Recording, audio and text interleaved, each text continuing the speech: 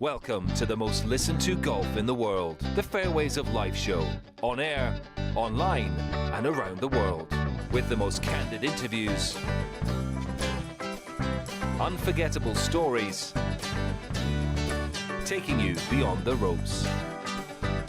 Here's your host, New York Times best-selling author, Matt Adams. You know, I've grown up watching this event and just seen all the amazing finishes coming down the stretch. And I never really, you never really think you're going to get that opportunity to come down the 18th and make a par to win. And it's really just hard to take in right now. It's a tremendous honor, and that's what's so cool about this game is to go play where all the legends have played. I'd say my attitude when I bogeyed both par fives on the front, just really momentum killers, and you know, I didn't really feel like I had a great chance at that point, and Colin was just playing so steady, and like he always does, and so just to hang in there enough to give myself some looks is what I'll take from this day. It's still surreal wearing this thing up here. You know, I've tried to just work really hard at all aspects of my game, and to try to put myself in position to win tournaments and compete at the highest possible level on the biggest and best courses, and just crazy that it happened like that, and just hard to take in. I can't explain it, and also just the pressure of knowing that Colin, you know, was going to play so steady, and knowing that I had to play steady. It almost kind of made me realize it was just so far from over, knowing that I knew he was going to hit great shots coming down the last two holes as well. So just tremendously hard to win out here. Welcome in, folks. Players Championship Week. Congratulations to Russell Henley, etching the biggest victory of his career. It came, of course, on the wings of that chip in for Eagle at the par 5 16th yesterday at Bay Hill. Yes, there has been a lot of pushback through social media and otherwise. The fact that NBC's broadcast came in late of the shot, they got it about halfway because they were in a commercial break. But pretty much if you read the breakdown minute by minute, in some cases, I think it was golf.com where I read an in-depth article that did the same, kind of a forensic breakdown of the minutes leading up to the shot and what happened and how and why. They were caught in the middle of multiple players who were one shot back and probably had to fit this in where they had to fit it in because of obligations to the same. And it bit him that time. So sometimes that is what happens. However, Keegan Bradley ended up finishing tied for fifth. He finished on 7 under par with an incredible final round. It included a 29 on his opening 9. Let's find out what Keegan had to say after that. I didn't, but I figured I was walking off 9 trying to figure out if I did shoot 29, and I was pretty sure I did, but it was exciting. I mean, I hit a terrible drive on 9, and like terrible, and it rolled up, and I had 102 yards straight looking at the flag. Like sometimes you get good breaks, and that's what happens. So my rookie year, I got paired with Sam Saunders, and he was driving around in the cart, like following us, and that was pretty surreal. I was 25 years old, and I had just made it to the tour. This is probably my 5th or 6th PGA Tour event, and all of a sudden Arnold Palmer was following me around watching. It was, lifetime memory. How would you play if Arnold Palmer was following you around? I've heard those similar stories with Jack Nicklaus when his kids were playing golf and he was out there watching them play, different people that were paired with him at that time. And they all report that Mr. Nicklaus, or Mr. Palmer in this case, were very, very kind and very, very supportive. Tied for 11th and 4 under par is where Scottie Scheffler finished. He is, of course, this week trying to win the Players for the 3rd consecutive time. If he should win, not only will that be historic, but 3 times a winner of the Players would tie him with the all-time win mark at the Players, and that would belong to Jack Nicklaus. This is Scottie Scheffler assessing the week after the week. Decent. I did some good stuff out there. I started to drive it a little bit better this week, so that was a bonus. I didn't hold too many putts. I mean, it was really challenging out there on these greens. I mean, putting on a surface that's practically dead, the ball can kind of have a life of its own, and so I had I'm proud of hitting a lot of good putts. It just, wasn't my week on the greens. Yeah, I mean, like I said, I did some good things this week. I definitely did some things I feel like I can improve on, but yeah, overall I feel pretty good. Yeah, I mean, I didn't drive it very well the first few weeks coming out, so to have a good week off the tee was definitely nice. I could be, definitely a little sharper with the irons, a little sharper on the greens, but overall I felt like I did a lot of good stuff, and my bad week on the greens felt like I did a lot of things well. So overall, I'm not going to look, I would say, too much into it. Yeah, well, I'm not going to be thinking about that too much next week. Just go in there with the right mindset. We'll head up there tonight and hopefully get some practice in tomorrow when the rain stops, and then get ready for the week. So often we hear that, because you used the term mindset surrounding Rory McIlroy as well, another player who has recently won the Players. McIlroy finished tied for 15th and the mark of 3 under par, was playing well, was striking the ball decently, but a mistake here and there. Never seemed to really get the engines firing at full capacity. McIlroy, after the challenging week, spoke to the media. I don't know. It's just they're two completely different tests. We don't. The rough isn't quite as thick next week. It's going to be quite a lot softer. So, yeah, it's. They're not super similar. They're both in Florida, but that's about it. I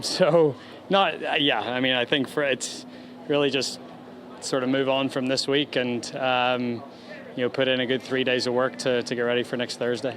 Yeah, just sort of going back to what I'm comfortable with. I tried new woods for the first 3 days. It didn't quite work out the way I wanted it to. I went back to my old stuff today. Yeah, I mean, I've led strokes gained off the tee in both Pebble and Torrey, so it was a really good idea to change. And then yesterday I lost strokes off the tee, which is the first time I've done that in a long time. So I just went back to what was familiar and what's comfortable. Yeah, it's been great. This is always it's always a good tournament. It's always got a good atmosphere. Especially playing in the final few groups on the weekend, it's always been good to play in, and always a good turnout at this tournament, and obviously everyone that plays appreciates that. Probably. I'll see how next week goes, and then just sort of see what I feel like and what I think I need. But yeah, nice thing is I don't have to enter until the Friday before. So yeah, I think it's just going to be a little bit different this year. Just with there's some areas of the course that are maybe a little thinner tree-wise, just with the hurricane that rolled through. 16's a new green. I'll probably go up there once or twice beforehand. Or was that there was a little bit of that. And also just, trying to get into the new stuff. There's pros and cons to it, and it's a blessing and a curse at the same time. And, that we sort of have to go through these 12-month club cycles. But, I probably just didn't give myself enough time to be, and it's totally different. It can look good on the TrackMan and it can look good on the range at home at the Bears Club or on the golf course. But once you get out here in these conditions, that's where it really shows itself, and it just wasn't quite ready. Some important stuff to make note of in that sound block that you heard that John sent to us from Rory. He was asked if he plans on playing again after this week, after the Players Week, leading up to the Masters, and you heard that he did not give an answer to that other than to say, I'm going to wait. I'm paraphrasing. I'm going to wait and see. I'm going to see what I need. But I don't have to commit until the Friday before. So it's interesting there in terms of where do you think he would go? What events would he play in? Would he wait for Texas, or would he play, one more week and play at the Valspar because it's going to have undulations that be more similar to Augusta National, just as an example, perhaps.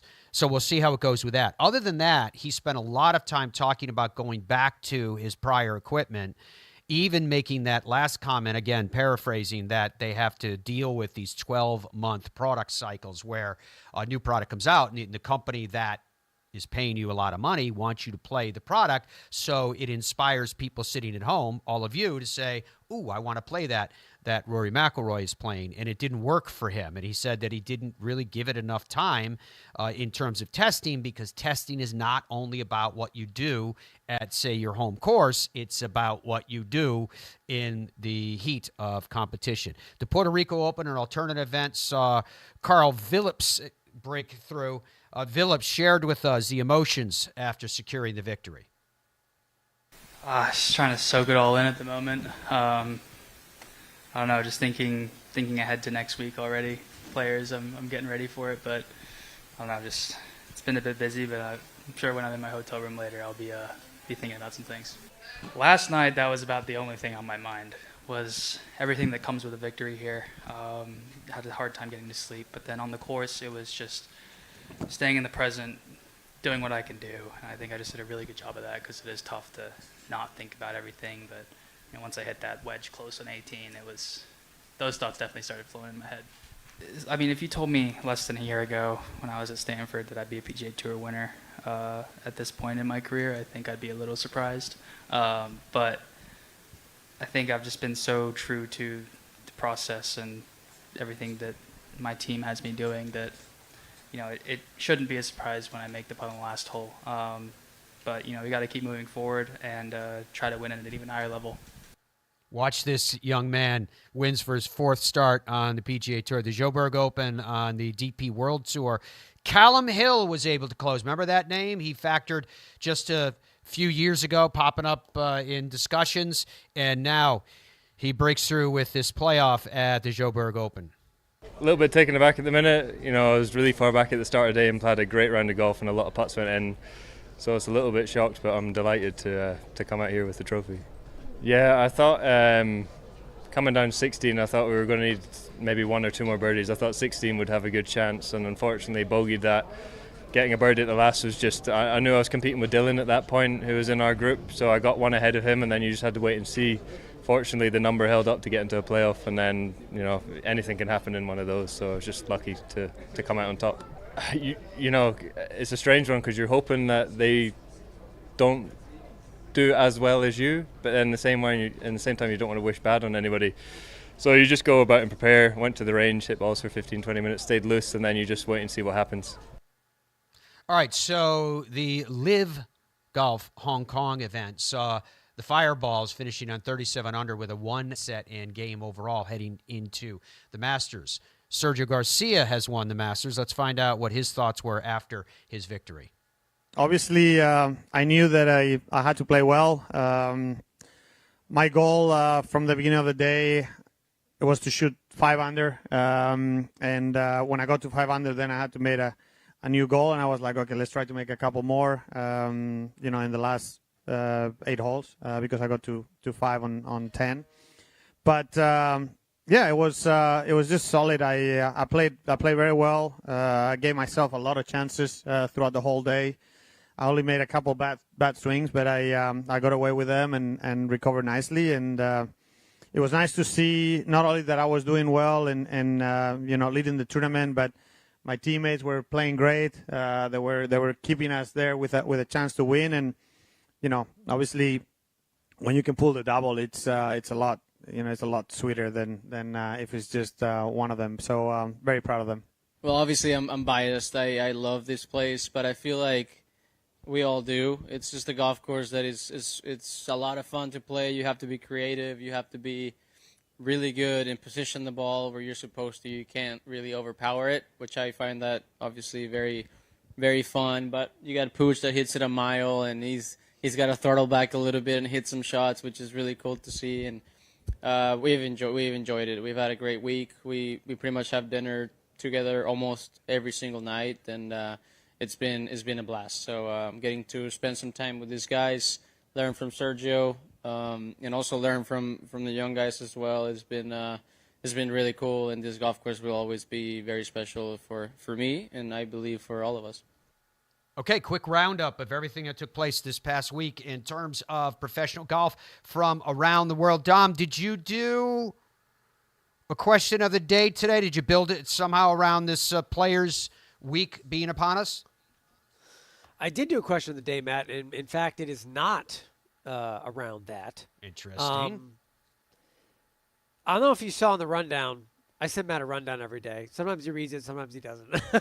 And in today's rundown, there was actually a rather interesting, rather long piece from Golf Week regarding the USGA's Golf Ball Rollback. Did you see that, Matt? I don't know what you're talking about. Okay, well, we'll talk about that in the next segment. I'll fill Matt in. Anyway, the question is about that. It's around that. And it's very simple. Do you support a golf ball rollback, yes or no? On the other side of the commercial break, Matt, I'm going to share what the answers to that survey are so far. But we also have some quotes we're going to share with you from some folks in the article, tour players, who have done some testing on this new ball, Matt. They've got some new balls floating around, and the tour players are doing some testing with them to see how they might be reacting, and pretty interesting results. Yeah, the article is by Adam Schupak. I did get a chance to read it this morning. It is pretty darn fascinating, and it raises a lot of questions about where we're going. As Dom just mentioned, depending on where you are getting the program this morning, if you go onto the Fairways of Life YouTube page, you can take part in his survey. He was pretty straightforward. Do you support a rollback, yes or no? I think there's probably calling for one more ask, which would be, would you support it if it was only for, say, professionals or something like that? In other words, a bifurcation. All right, we'll talk about that then when we come back. We do want to talk about Newton golf shafts because of their long, elongated profile of the shaft. It means that with Newton golf shafts, you have this ability to feel the shaft. You ever heard a good player, the best in the world, talking about load? What they're talking about is when you take the club to the top of your swing, can you feel the shaft? Do you have the swing that enables you to know exactly where that golf shaft is so that you can deliver it with the most efficiency, with the most power, and get the results accordingly? The Newton golf shaft then is making a lot of noise right now because it is so easy to swing, because it is so easy to time. Yes, it is directly related to that elongated bend profile.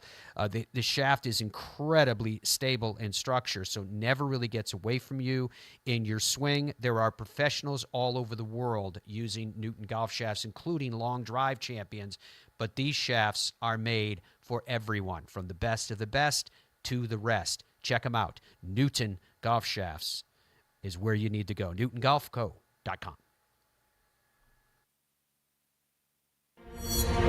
I got ball fit in 2000, went on a little run.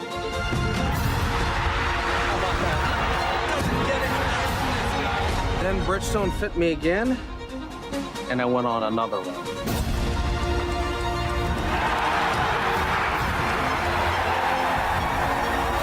I just got fit again for the new Tour BX.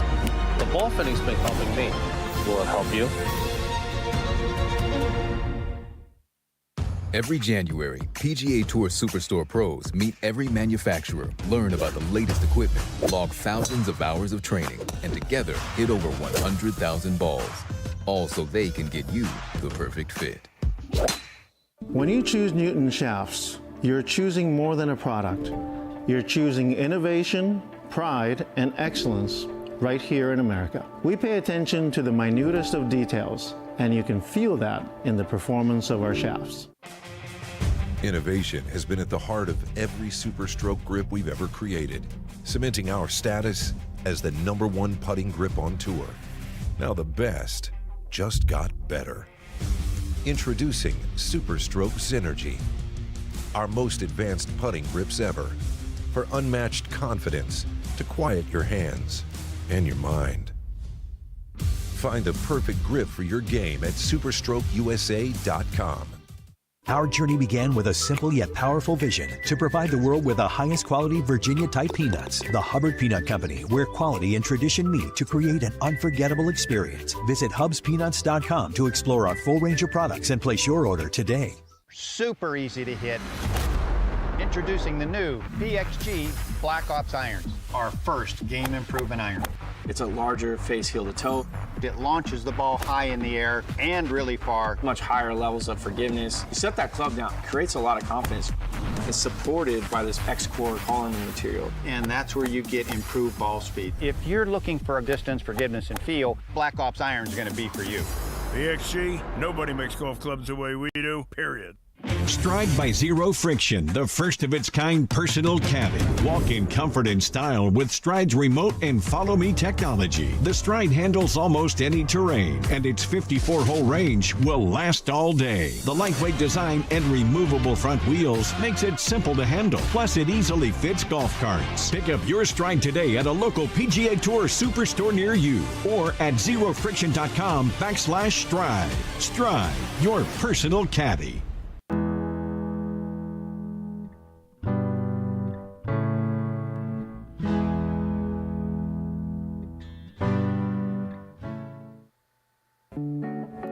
As we welcome you back to the Fairways of Life show, pleasure to have your company. So, we are the rest of this year and change from the start of, supposedly, the start of the rollback of the golf ball. Now, the thinking behind it was that the distances that the best players in the world are hitting the golf ball is going to make golf courses, great golf courses, obsolete. And so the USGA and the R&A said when they first came out with all this that they want to rein in the technology forward-thinking 20, 30, 40, 50 years down the road for the protection of the game of golf. And I think that's frankly, I think that's a good cause. And this is coming from a guy from the equipment side of the business. That was my background. That's what I did. But I do think that from the standpoint of looking forward, two things. One, they should have that perspective to protect the game in terms of technological advancements. And two, they also should be honest with the fact that the USGA and the R&A were the governing bodies who govern equipment. And so if equipment has, gotten out of hand, they're the ones that let the horse out of the barn. But, and I don't think they deny that. That wasn't why I mentioned it that way. It's just those two factors, I think, go hand in hand. And I think that brought us to where we are now, which I'm going to try to define for you. The USGA and the R&A initially said that what they call recreational golfers will not be impacted by the rollback of the golf ball, a reduced distance golf ball. Then they opened it up to essentially discussion period from everybody, but primarily it tends to go to what they call stakeholders. Right? Stakeholders are equipment companies that make golf balls or otherwise, big other governing bodies, PGA of America, the PGA Tour, Augusta National, et cetera, right? So you get where I'm going with all of that. So they came back and said through that period of soliciting opinions from others, they came back and said, nope, we think that having a standard set of rules was one of the reasons that they came back and said, no, everybody should be impacted by this. So if that's the case, take a look at this chart in that the USGA and the R&A are telling us that the average elite player will be impacted by 9 to 11 yards. The average elite female, 5 to 7 yards. The average male amateur or recreational golfer, as they were saying in their video releases and interviews we've done of the same, 3 to 5 yards. And the average female amateur, 1 to 3 yards. So that's what we're hearing. Again, from my standpoint, my first perspective on this is because people would immediately assume that given my background and enthusiasm for equipment, that I'm against the objectives. I'm not against the objectives. I support the objectives for the long-term health of the game to slow down the advancement of equipment. For one reason being that I think that the design engineers are so good that they will continue to innovate And I do believe that golf equipment will continue to get better and better and better. Part of that is the realization, folks, that improvement from one year to the next in golf equipment is always incremental. It's rare that there is a technological leap from one year to the next that's revolutionary. So it's an incremental increase. So that a lot of times people will ask me, how often should I change, for example, your irons, your set of irons, just as one element of your bag, right? The average is about 3 years in the industry, and I would say that average is about right. 3 to 5 years would be what I would say for most people. Because from the irons that you have, if they're 3 to 5 years old and you go to new irons with new technology and you get properly fit and tested and vetted, you will see an advantage in your performance. You'll likely see more distance, and there's a whole variety of reasons I get into that relate to that. But again, it's incremental distance, but it's going to be more than what you were getting 3 to 5 years ago if you're properly fit. And that fitting goes to everything, including golf shafts, et cetera, et cetera. It could be the Newton shafts that we're talking about. So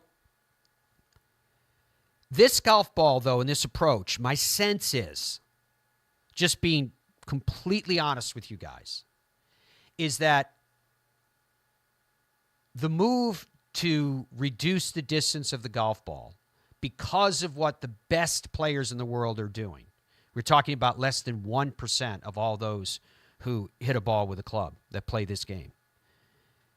But what they're doing is, in the eyes of golf's governing bodies, profound enough to say, no, we need to take action. We need to take action right now. So I believe what they did was they have moved forward, my opinion now, they have moved forward in putting restrictions in place that are scheduled based upon a philosophy, which I reiterate again, the long-term impact of that philosophy I do support. However, I don't believe that the move that they've made as yet is based upon sound science. Reason being is this. Someone could say, whoa, you don't know the details of the proposed reduced distance golf ball. And I would agree with you. I don't. Now, let me ask you a question. If someone in my position that is literally an equipment and business reporter doesn't know, is that not a problem? I don't mean it from an entitled standpoint. I mean it from the standpoint of going, you've put in a deadline and said it's going to get reduced with the elite players first, and then it's going to get reduced with everybody else next. That's in place. But none of us know what the golf ball is. So when we look at that chart once again that claims that the top elite players, the males I'm going to concentrate on now for a second if you'll allow, will only lose 9 to 11 yards, and the average male player will lose 3 to 5 yards, how do you know?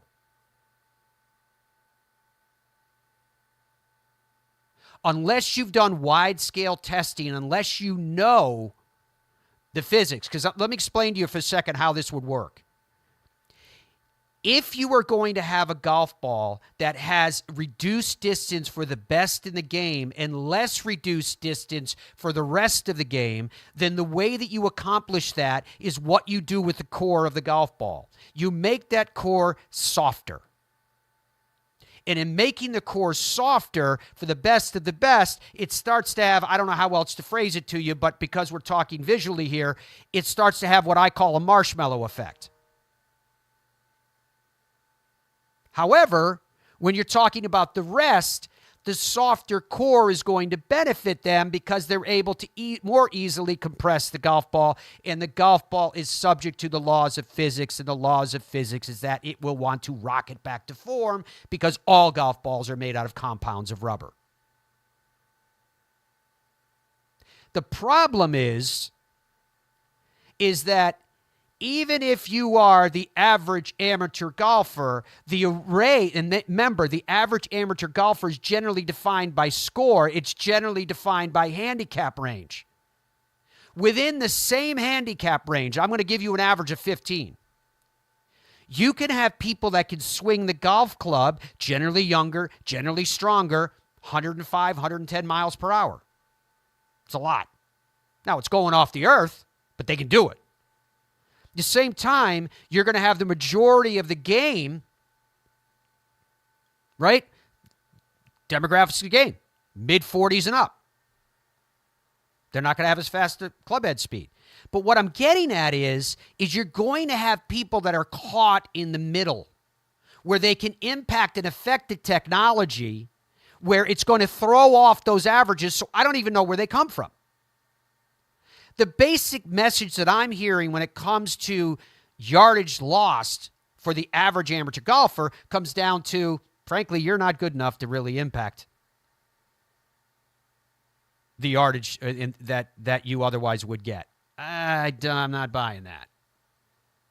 I've talked to the presidents of multiple companies who have said, well, no, that's not the case. If you're fit into the right golf ball, you're going to find a golf ball that performs for you. And the idea that with a brush of the hand to say, don't worry about it, just move the tee boxes up. Again, I came from the golf course operations side of the game, too. I came from that green grass side. You go to most golf courses, go to your course as soon as the weather allows, and look where your tees are that you're playing and tell me if you have room to move your tees up 20 feet. Some of you will. The vast majority won't. And then do the same thing at women's tees and tell me, can you move your women's tees up 20 feet? And I can assure you the vast majority cannot. That's a problem. Now we're talking about what are we going to do about these tee boxes? And then, because it could amount to, collectively for the game, millions and millions and millions of dollars in expense to rebuild tee boxes appropriately. Was that what this was all about? Right? I've heard the sustainability argument relative to this, and I reject that too, because when you talk about sustainability, you've got 16,000 golf courses in the United States that are already built. And the idea that, well, now you don't have to water as much, so it uses less water, this is a sustainability benefit. What are you going to do? Not water your back tees now? So that issue exists. The other part that no one ever talks about is if you lose distance off the driver, you are also going to lose distance off your 3-wood, your 5-wood, your hybrids, your irons, your wedges. You're going to lose it on every club you hit for the rest of the hole. Again, for the elite players, for the best of best, generally doesn't really matter very much. Or does it? So this article by Adam Schupak from the PGA Tour quoted multiple players about the impact because the PGA Tour is doing their own testing. Brian Harman said, I think it's a bad idea. I can't get on board. There are so many steps we can make to mitigate distance, golf course setup, driver setup before you force companies and R&D to a bunch of things. He's talking about testing the shorter distance golf ball. I hit it a lot shorter. The farther you hit it, the less you are affected by the first version of the golf ball. It's the first version, but that was the finding. Okay, you could see his quote continues. You can read it if you're with us on the television side. This goes to what I've been talking about all along. Philosophy does not define uniform reduction in distance. That is defined by physics. And the outbound distance of a golf ball, regardless of core composition, is always going to be predominantly defined by the inbound velocity of the club. You can define COR, coefficient restitution, at 0.82 and change. You can do that and say only 82% of the energy coming in can be forced out. I get that. You can do that. And maybe that's a place where they could have looked, at least for an elite player. But if you're going to find a ball that you said, no, this works for everybody, and for those of you that really aren't that great, you're not going to see much of a change. Really? But for those of you that are great, you're all going to lose a very similar percentage. You can't do that, in my view. So again, and I'll keep going with these. Ben Griffin weighed in on it too. So slide these in there, Andrew, as you see fit. They wanted feedback on what we felt different in the golf ball. Let's just say it was pretty easy to notice which balls were part of the rollback. It definitely comes out of the air faster, but it still didn't curve as much because I think the technology of the club's so much better. It will affect low ball hitters the most. Tony Finau, Rory McIlroy won't experience a big difference compared to someone like Brian Harman, who relies on more roll. Lucas Glover was one of the first to weigh in on it. It's not a way to grow the game to have people hit it shorter. It's stupid and reactive like everything else. The USGA and the R&A never get ahead of anything, and then they need to do something drastic on the back end to make up for it. They are breaking the world record in 100 meters. They don't make it 110. Guys are shooting three-pointers better. They don't move the line back. They haven't made the goalpost narrower when field goal kickers got better. This might be the time that the Tour and the PGA of America say, we're out. It would be nice if somebody took a stand for us for a change. Maybe this could be the opportunity for the Tour to do that, close quote. Those were 3 PGA Tour players that you heard from, 2 of whom are major champions. And here's Lucas Glover saying, it'd be nice if someone took a stand for us once in a while. They have a Tour to take a stand for them. Right? The PGA of America, Derek Sprague, the new CEO, has already said he's against this. Right? My question is, who's taking a stand for you guys?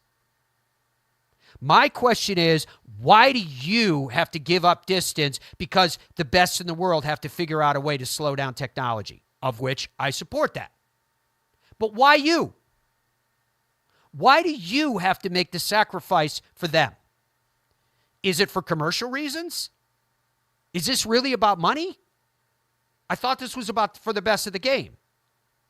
If it is about the latter, then what I believe we need is a lot more testing. Instead of giving us a deadline and going, boom, right here is where it's going to change. Definitive. Right? Dom's going to give us a dates in a second. He's in my headset saying he has them. Fine. But, because I want to get an update on our question of the day, which is, do you support a rollback, yes or no? But the question is this: why should you have to give up distance when you, Mr. and Mrs. Recreational Golfer, are already distance challenged? Why at a time when the game is booming and the 99% of the game of the people who actually pay for everybody else at the professional level to enjoy what they have in their lifestyle? Why do you have to make the payment of losing distance when distance is the one thing you need more than anything else in your golf game? All right, Dom, go ahead and you can give me the dates, and please give us an update on your question of the day.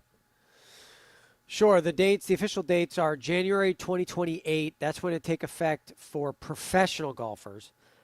January of 2030 is when it takes effect for absolutely everybody. So they have a couple transition years in there where if you're playing recreationally or in a little tournament near you, you can use a non-conforming golf ball for a couple years before it takes effect in 2030. The official question of the day was, do you support a golf ball rollback? Yes or no? 67%, Matt, are saying a hard no right now. And I'll just read, again, there's obviously a wide array of comments coming in. I'll just read a handful of them. There's a lot of people commenting, as you would imagine. Derek writes, it's ridiculous changing the ball because 0.001% of players. This whole thing is ridiculous.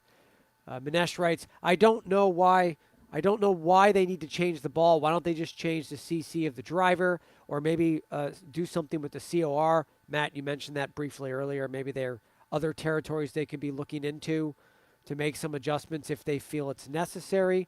Why don't they just do bifurcation already? This whole thing is stupid.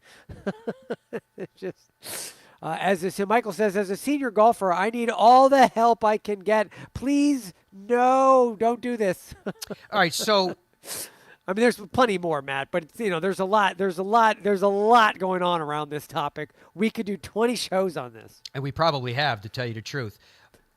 Here's what this comes down to, and you do not hear a lot of people talking about this.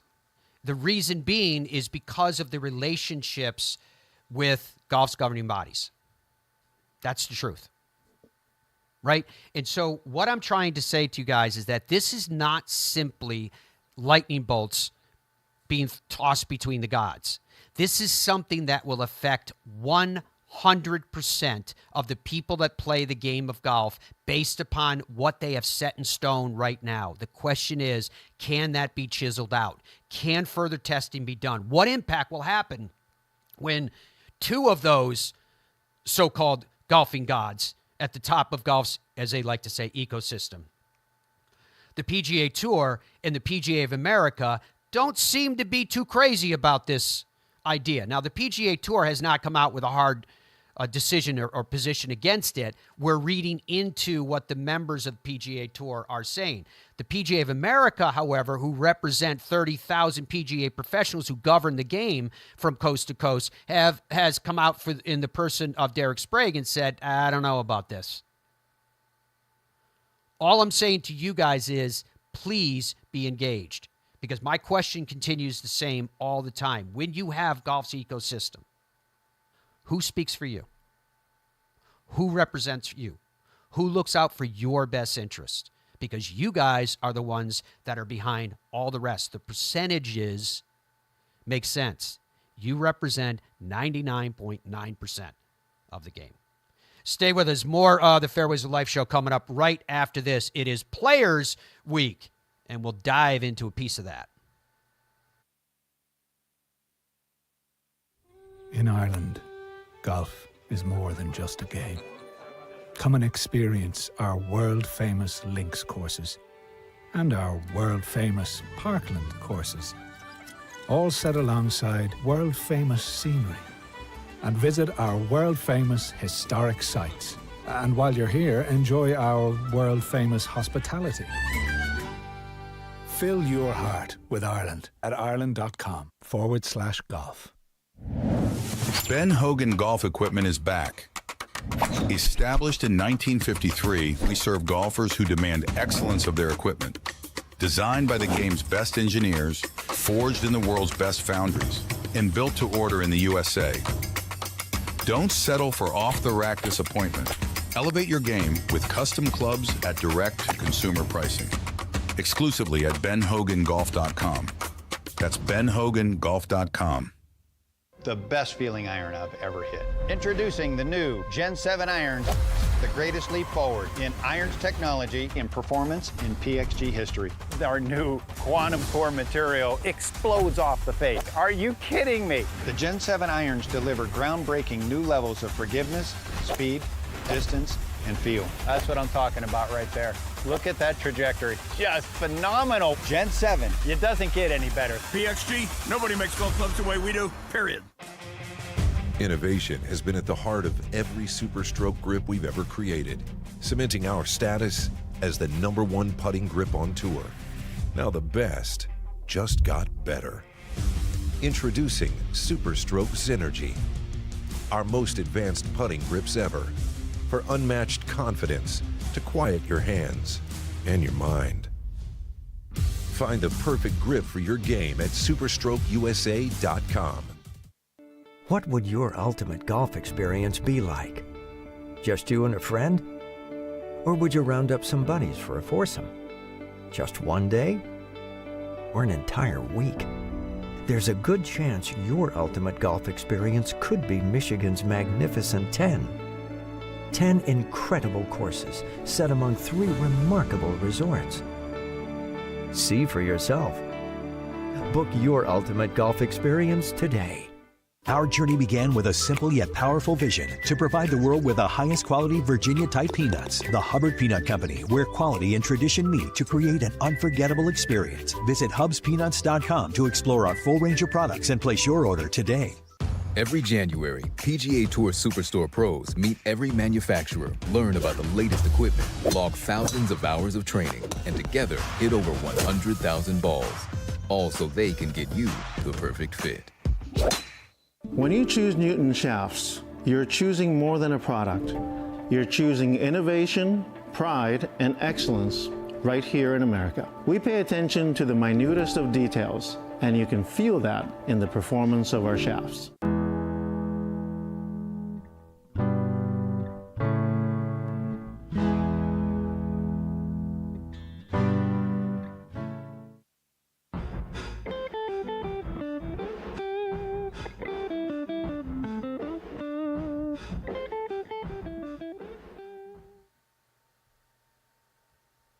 What? What? You want me to? Okay. I thought you wanted to talk about the houses. All right. Here's my question before we move on. They're building houses at St. Andrews, and they're going to block views and stuff. I want to talk about it. But I'm reading these comments coming in about this golf ball rollback, and it's very interesting. And here's the question that I have for you, Matt. The question is... We just said before the break, Dom, bring us back for break. I didn't hear anybody say that. That's because you were talking as normal. Here's the question I have for you, Matt. Because you have said on the record Dom, that... you're landing the plane. Go ahead. You have said on the record that, well, you do believe something should take place to rein in distance long term. Yes. You don't believe that what's happening right now is really the way to do it. No. My question isn't how do you do it? My question is what is the least impactful way to make that change? Bifurcate. Is it golf course? Is it golf ball? Bifurcate. It just if you're here, you got to understand the different elements. Yeah, but that's not least impactful because then the golf ball companies have to make like way more golf balls and if do them it's separately. about commerce, it's about commerce. We need to be honest about that. That's not what anyone is saying. They're telling us it's about how much water you use, et cetera, et cetera. But okay, fine. So here's the different elements to it. The best players in the world are saying that it can be accomplished, reining in distance can be accomplished by the way that you set up the golf courses, et cetera, right? Which is true, longer rough, et cetera, but if golf technology continues to develop and so there's less what they call MOI, which stands for moment of inertia, which means less oscillation at the moment of impact, so that the ball flies straighter, you're going to have more people hitting the fairway, and maybe you can crimp it in a little bit and put bunkers out there or have run out in fairways where you can only hit it 310 or 320 and there's no fairway after that. It's rough or whatever. You could do all those things, right? But that doesn't really impact the fact that the players at the top tier are hitting it longer. You can disagree with me that that's something that you need to be concerned with, but to me, that's a separate argument, and it's a lot easier argument to have because one way or another, the best players in the world are going to figure it out. They can figure out by saying, we are the elite and the best players in the world. Thank you very much. We're going to live to our own standards. Leave us alone. They could do that if they want to. Or they could acquiesce and actually have reductions in the distance, but maybe that reduction is going to come from things like more spin on the golf ball. So if you hit it off the center, the harder you hit it, the harder it is to hit it in the center of the club face. Maybe that's a good way to balance it. There are other things. And some of those comments that you were reading before the break, Dom, speak to there are other things that can be done. That's why I said with where they are right now, it sounds to me like it was a lot more about a philosophy, an ideology, than it was about the science, because I don't think the science has been fully vetted yet, as evidenced by the fact that we just had this Golf Week article going, some PGA Tour players are testing the new proposed golf ball, and they're getting very poor results. They're not getting a uniform reduction of distance for all professional players, regardless. They're getting, shockingly, exactly what we expected. Physics is kicking in. And depending upon how fast your club head speed is, how fast your ball speed normally is coming off that face, it goes back to this, very simply, the longest players are still going to be the longest players. And they're still going to have the advantage of being the longest players. Will it cost them a club? Maybe. So what are we talking now? A wedge to a 9-iron? But a player that was coming in with a 7-iron is going to move now, what, to a 6, maybe a 5? It's going to have a dramatic difference. But again, that's their world. They'll figure that out. They are well represented for people to speak for them, as evidenced by the fact that they're actually doing testing. My concern is, what about everybody else? Who's doing testing for everybody else, the other 99++%? Is the only reason, Matt, to impact us, the amateurs, is because they want one set of rules. Is that the only reason that they're doing this to all the amateurs? I believe that the reason is commercial. This. You mean it's too expensive for the golf ball manufacturers because it's complicated with all the number of golf balls they've got to make? It's about aspiration. They want John Q. Public sitting at home on the couch to say, I want to play the golf ball that XYZ player's playing. Look how well he plays that. Look how well he hits it. So it's ultimately golf equipment has always had an element within in the sale of golf equipment, any piece, golf balls or otherwise. There is an element of hope. Always. This hope that this club is going to be your deliverance in some way or another. And so my personal belief is that what's the snare in all of this from initially telling us, no, it's not going to represent recreational golfers. They don't need to hit it shorter. They need to hit it longer. Until now when we're told, oh, yeah, we got the feedback, and everybody thinks it should be one set of rules. Is there an element? What I was saying, Don, wait a minute. What I was saying was this is not being proposed as like a change to golf's constitution, if you will. This is still a modified local rule. So a modified local rule is like, it's like an executive order where you're saying, yeah, this is the rule. This is the rule, but it's not in the full structure of the rule book yet. It's a modified local rule, which means it's an adoption of a rule, if that makes sense to you. So it's a soft way of making something very, very dramatic happen in the game of golf. And my issue goes down to the same thing. If you're telling us that there's science out there that can have a minimal impact on recreational golfers, which I don't think 3 to 5 yards is minimal impact. Not when you're talking about it. People hear that, and again, they always think just in terms of the driver. Like after that, it's over. Oh, we're okay. We moved our tee boxes up. Did you have room? Yeah, we had room. We moved our tee box up. Good for you. So you made up for it. Now what do? The majority of amateurs are coming in with long clubs into par fours. The majority. So if you're amongst the lucky that can play it with a 7 or an 8 iron the way a lot of architects design, that's not what most people do. Most people are coming in with hybrids, some of them with 5 woods, some of them with 3 woods. Now what are you going to do? Because that distance reduction continues throughout the entire bag. Nobody talks about that. Right? So in answer to your question, that's the reason why I said you want the easiest solution, bifurcate it. If you don't want the easiest solution, then in my opinion, you have to spend the next few years doing broad-scale testing and get real data so that you can try to narrow it down to the best product. And then remember the fact that in the game of golf, whether you admit it or not, this idea that there's one set of rules that are sacrosanct for all, the game of golf is already bifurcated.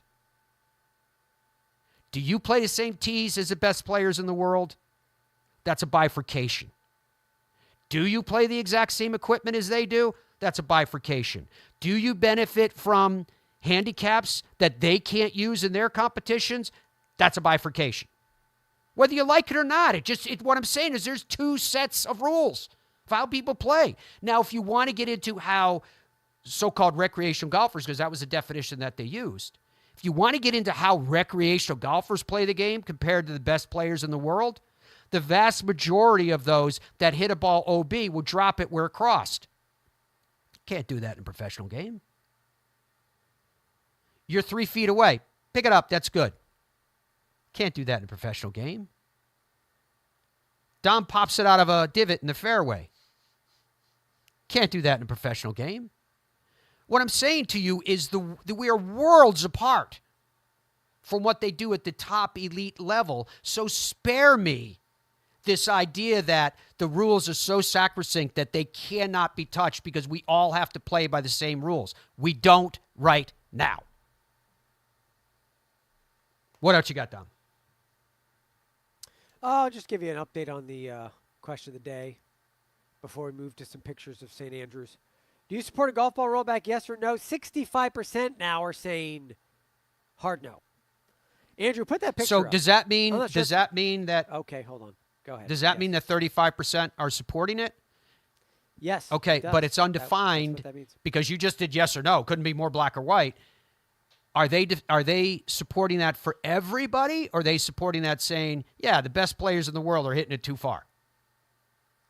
I mean, that could be a question for another day where we get a little bit more specific about. Dodge and weave, Dom. Dodge and It's not a weave. dodge and weave. I don't have the answer. The question is Well, yes or how no. about It's you a look? yes or How no about question. you look through the comments coming in from people and tell me what they have I can't to look say? through all these. It's just thousands of comments. I can't. I mean, I'm very busy here. There's a lot going All on. right, fair Andrew, put that picture up on the screen there. So I don't know if you saw this, Matt. Just to give you some brief context, that obviously is the old course at St. Andrews, and to the right, underneath that big green thing that says fairways, there's a little white line and what looks to be sort of condos or something there. Townhomes. Those are new. This is from Knight Frank, which is a real estate company in the UK there. They're going to be building those right along the 17th and 18th at St. Andrews. What say you about that, Matt? I don't have a problem with it. That particular parcel of land was this. These are all artist renderings. Obviously, they're not built yet. They expect to have them built for when the Open returns in a couple years from now. But with the Rusticks Hotel, Andrew, could you go back to that original photo you showed us? That one there. You can look down your left. You see how there's like a white building right on the golf course itself, right on 18, and you see that big block there. That's the new extension to the Rusticks Hotel, and it's beautiful, and it fits in, and it looks great, and the stone they used is in keeping with the stones used in the area, and it's going to weather over the years so that it settles in and looks like the gray stone of the old Grey Tune with all the rest. Now, to these townhomes that they're talking about there on the right, which I guess are selling for around U.S. dollars, around $9 million a piece. 9.3. 9.3 million. That's a deal. Get them while you can. Three bedroom. You want to go in on one, Matt? Yeah. And so there are 3 stories. Oh, the bedrooms are on story 1 and 2, and then the top story is the party, side. And the one, see the one at the end there? See how you're looking at it on the TV side? There's one the farthest one to the left. That's the one. If you could, Dom, put a deposit down for us for that one, because that's the one that you're going to be able to see. I wonder if they're all the same price. It's like for $10 million, you can see the back of that building. And then for $10 million on the other side, you can see. Yeah, you can 17 see and like 18. half of 18, 17 from the approach shot. You can see the sea. It's great. I love that artist rendering. You're literally on the bridge. Yeah. Which is clearly not true at all. I mean, that looks like it's 8 yards before you're walking on the bridge. Well, they yourself. didn't tell you that part of the construction is going to be built on the 18th tee, but you can still tee off from the veranda. So anyway, they're building this stuff. The reason I don't have a problem with it, and Dom was trying to lead me earlier, like, you don't have a problem with historic buildings being brought down for the incessant march of progress, of development. And I was like, easy. The reality is that the house that was on that property was awful. So it isn't like they're taking down some ancient statue to William Wallace and putting up these 3-story townhomes. There was just an ugly house that was there, and the guy had been trying for years to get through council to get permission to do exactly what they finally were able to get through and do. So I actually think it's going to be a vast improvement from the piece of junk that had been there forever and ever and ever. And every time there'd be a big event come through. The last time I worked at the old course was for the Women's Open last year. And that same piece of junk house was draped with all types of banners and, everything else. So I think that this is going to be a big step forward, and hopefully someday we'll be able to party on the veranda on the one that's closest to the tee box. So anyway, that's where I stand on that. I'm sure you disagree with me, Dominic. No, I don't have an opinion. I don't have an opinion. That, once again, folks... My job is to lead you into your opinion. That, once again, folks, is a bold-faced lie. That's not true. I'm an unenthusiastic person. I'm very quiet, reserved. Yeah, keeps to himself. Yeah. That's yeah, all. I don't have much to say about anything, really. He is all those things. All right, folks, it is Players Week, and we're going to dive into it in earnest tomorrow's show and onward. Cannot wait for everything that lies in store, for all that lies in store in your world. And until we are together again, be well and goodbye for now.